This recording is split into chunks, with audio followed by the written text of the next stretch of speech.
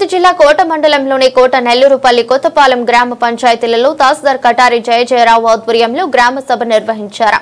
ఈ గ్రామ సభల్లో ఎఫ్ఎల్ఓఆర్ ద్వారా భూములకు సంబంధించిన పేర్లు, తప్పులు, సర్వే నంబర్లు, భూమి హద్దులు, గ్రామ సరిహద్దులపై స్థానిక రైతులకు వివరంగా అవగాహన కల్పించారు. విడతల వారీగా నిర్వహించిన ఈ సభల్లో రైతులు తమ సమస్యలను వాజీల రూపంలో 27వ తేదీలోగా సమర్పించాలని కోరారు. కార్యక్రమంలో తహసీల్దార్ జయజయరావు ఆర్జీలను స్వీకరించి వాటిని త్వరితగతిన పరిష్కరిస్తామని హామీ ఇచ్చారు.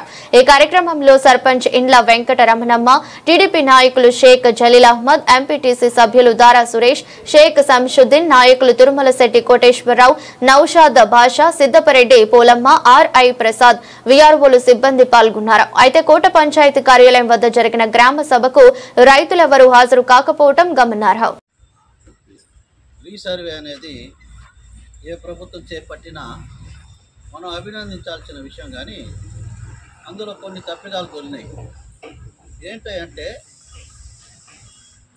రీసర్వే జరిగిన తర్వాత పట్టాదార పాస్ పుస్తకాల్లో బ్రిటిష్ హయాంలో కూడా సరే వాళ్ళ ఫోటోలు వేసుకున్న రోజులు లేవు. సీఎం గారి ఫోటో వేసుకోవడం జరిగింది. అదేవిధంగా ప్రతి రైతుకి కొలిచిన భూమికి రాళ్ళు నాటడం జరిగింది. రాయి కూడా ఉచితంగానే నాటారు, కానీ దాని మీద కూడా జగనన్న భూరక్ష పథకం అని పేరు వేయడం, దాని తర్వాత మళ్ళా ఎన్నికలు రావడం, ఎన్నికలు వచ్చిన తర్వాత ప్రస్తుత సీఎం గారు రీసర్వే లేదని చెప్పి మొదట చెప్పడం జరిగింది. తర్వాత ఆలోచించి ఒక వినూత్నమైన పద్ధతిలో, అంటే గత ప్రభుత్వం ఏం చేసిందంటే ఒక రైతుకి 4 పాదులు ఒకే దగ్గర ఉన్నాయంటే ఒక ఎల్పిఎం నంబర్ ఇచ్చేవాళ్ళు.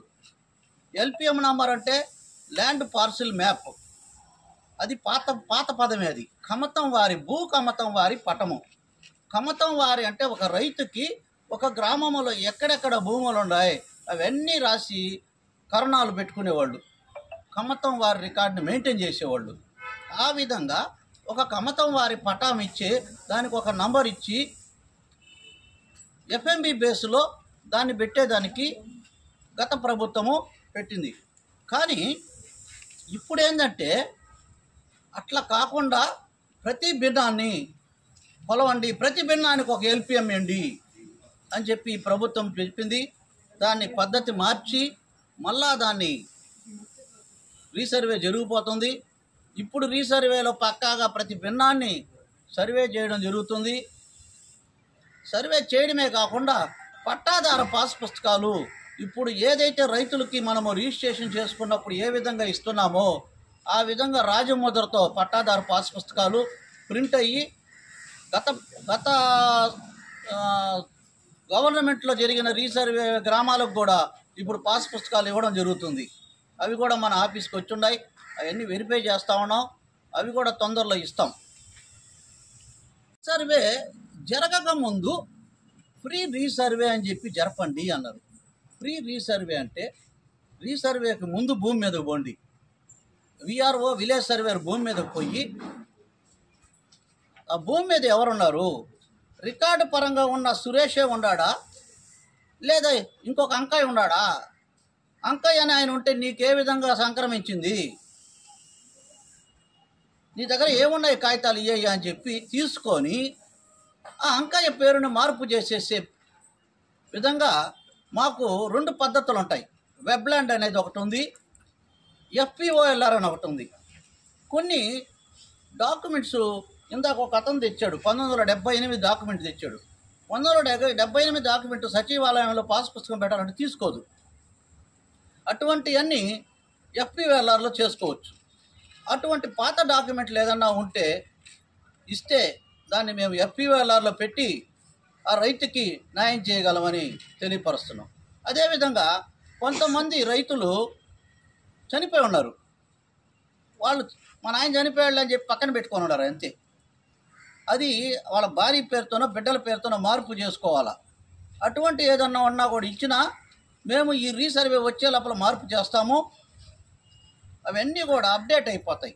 రీసర్వేలో మనకు తక్కువ కరెక్షన్స్ వచ్చే విధంగా చూసుకోవడానికి మనము ముందుగా ఈ గ్రామ సభను ఏర్పాటు చేశాం. ఇక్కడ రైతులు టౌన్ ఏరియాలో కాబట్టి చాలా తక్కువ. మనకు వెంకన్నపాలెము, కుక్కుపాడు ఈ 2 గ్రామాలు కూడా కోట రెవెన్యూ కిందకు వస్తాయి. మధ్యాహ్నం నుంచి కొత్తపాలెం ఉంటుంది, అక్కడ ఇబ్బంది లేదు. ఈ 2 గ్రామాలు కోట రెవెన్యూ కిందకు వస్తాయి కాబట్టి ఆ రైతులు అందుబాటులో లేరు. అయినా ఇబ్బంది లేదు. ఇది 27వ తేదీ వరకు ఆయా విఆర్ఓ దగ్గర ఇచ్చుకోవచ్చు. వాళ్ళు తీసుకుంటారు, తీసుకొని మా ఆఫీస్కి వచ్చి అప్డేట్ చేయిస్తారు. మేము పక్కాగా గతంలో జరిగిన అవకతవకలు జరగకుండా ఎలాంటి మీకు అనుమానాలు రాకుండా రికార్డును తయారు చేసేదానికే ఈ గ్రామ సభ నిర్వహిస్తున్నాం. దీన్ని అందరూ సద్వినియోగం చేసుకోవాలని కోరుకుంటున్నాం.